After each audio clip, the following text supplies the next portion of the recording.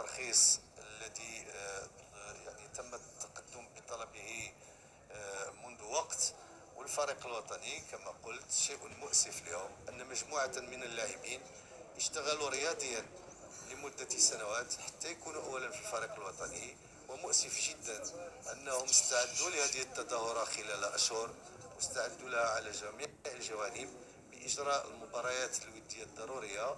حرمان هؤلاء الشباب من المشاركة في تظاهرة رياضية شيء مؤسف جدا.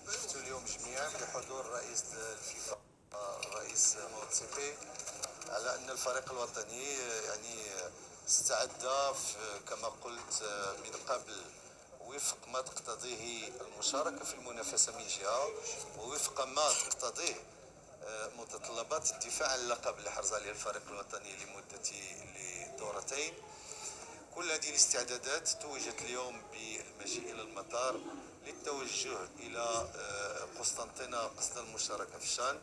Comme j'ai à nouveau cette exceptionnelle Coupe du Monde au Qatar, tout le monde est devenu marocain dans le cœur et je suis heureux, comme j'ai dit, d'être ici parce que aujourd'hui c'est le jour où on va faire le tirage au sort de la Coupe du Monde des clubs de la FIFA, donc les champions de tous les continents. Et on va voir qui va être le champion du monde, donc une Coupe du Monde très importante ici au Maroc, dans un grand pays de football. Heureux, content et je me réjouis déjà évidemment du tirage, mais surtout après de la Coupe du Monde des clubs. Merci beaucoup. Merci.